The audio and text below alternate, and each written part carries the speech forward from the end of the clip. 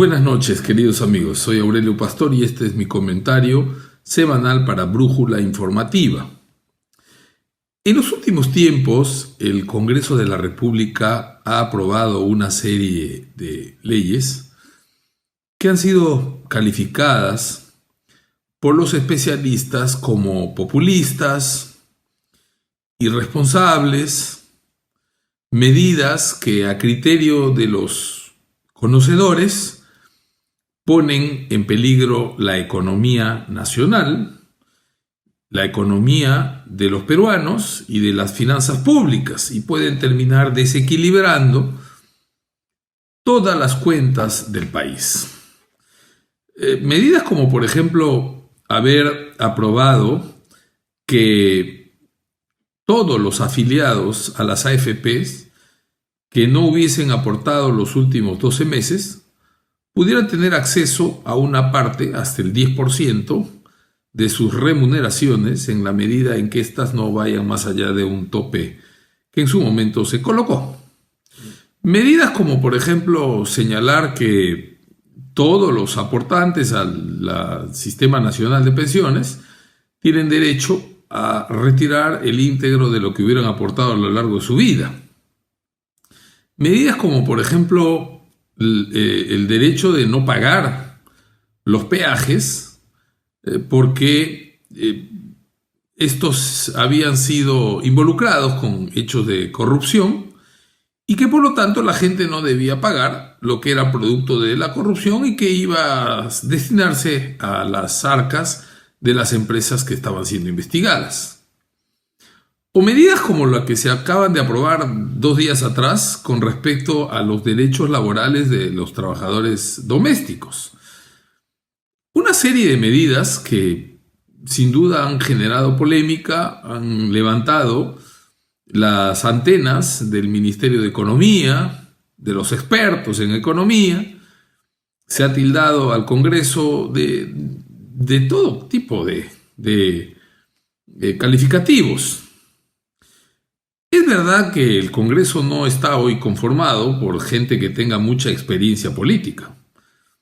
Es verdad que la mayoría de ellos adolece de formación política también y que son poco cuidadosos de las formas y pueden terminar eso de alguna manera atentando contra la estabilidad en algunos aspectos del país, es verdad. Pero, ¿por qué no echamos una miradita desde otro punto de vista? Si no hay políticos en la política peruana, significa que los que están en el Congreso, al menos la mayoría, no son políticos. Son gente común y corriente, que llegó al Parlamento y que hoy está tomando decisiones.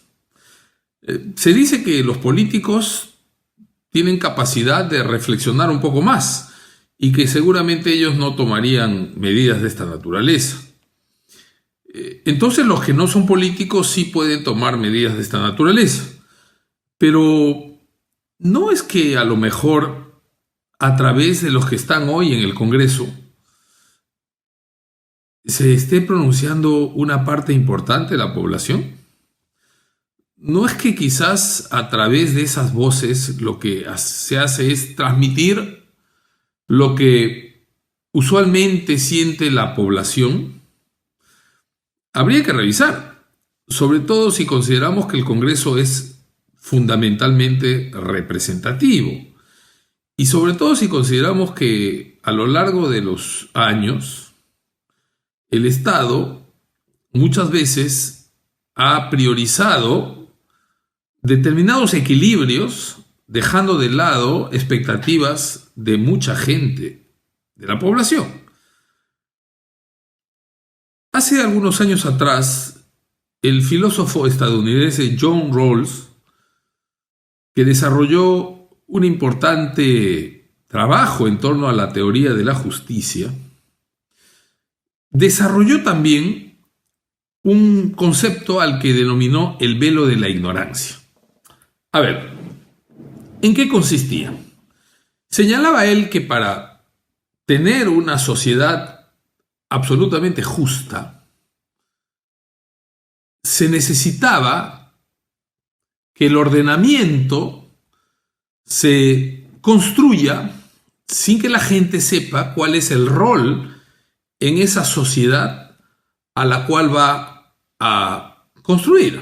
Es decir, una población decide revisar su pacto social, decide hacer una nueva constitución. Pero mientras que en situaciones normales, ese pacto social está condicionado por la realidad de cada uno de los sujetos, él propone poner un velo de la ignorancia para que la gente no sepa cuál es el rol que va a cumplir en la sociedad después de la aprobación de este nuevo pacto social o de esta nueva constitución. Es decir, el rey renuncia a ser rey. Los ministros renuncian a ser ministros. Los altos funcionarios del país, los jueces de la Corte Suprema, del Tribunal Constitucional, todos renuncian a sus cargos, absolutamente todos. Pero más allá de renunciar a sus cargos, renuncian también a su propia condición. Renuncian, por ejemplo, a su inteligencia. Renuncian, por ejemplo, a su conocimiento. Lo único que saben es que en esa sociedad la mayoría de las personas es pobre. La mayoría de las personas no tiene educación. La mayoría de las personas tienen serias limitaciones para obtener mejor calidad de vida. Y que finalmente el dinero, el conocimiento y el poder está concentrado en un pequeño grupo. Entonces el ejercicio consiste en decir: vamos a construir un nuevo pacto social, pero no ninguno de nosotros va a saber cuál es el rol que va a cumplir cuando este pacto sea aprobado. Por ejemplo, el rey podría ya no ser el rey, podría ser simplemente un obrero. El hombre más inteligente podría ya no ser tan inteligente en esa nueva sociedad. De repente, la naturaleza no le favoreció tanto y resulta ser un hombre con poca inteligencia, o de repente hasta con determinadas limitaciones intelectuales. El hombre rico no sabe si será rico, de repente termina siendo el más pobre. Entonces, en ese contexto, la gente se reúne para hacer una nueva constitución. ¿Y qué creen que sale de ese nuevo pacto?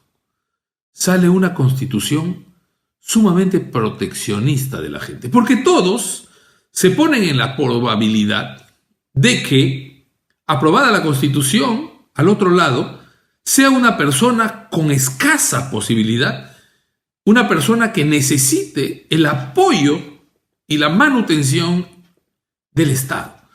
Entonces todos deciden hacer una constitución altamente proteccionista, porque no saben cuál es el rol que les va a cumplir, que van a tener que cumplir después de aprobado el pacto social. Quizás ese sea el problema que nosotros tenemos. Hacemos las leyes y las constituciones sabiendo cuál es el rol que nos corresponde, es decir, no existe un velo de la ignorancia. Tenemos una posición original a la cual no renunciamos y opinamos muchas veces desde la posición que tenemos. Entonces, nos parece una irresponsabilidad que un Congreso apruebe una norma que ponga en desequilibrio las finanzas públicas. Pero, ¿y qué tal si somos nosotros los que necesitamos de esos recursos para pasar por este momento tan difícil? ¿Y qué tal si somos nosotros los que necesitamos ese asistencialismo del Estado para sobrevivir? La pandemia, queridos amigos, ha sacado a la luz una serie de defectos en toda nuestra sociedad, en el mundo, y ha sacado a la luz también las enormes limitaciones, las desigualdades y las diferencias que existen. Quizás sea el momento de repensar el tipo de sociedad que necesitamos construir para tener un mundo más justo. Todos tenemos que haber aprendido de esta lección. Muchas gracias.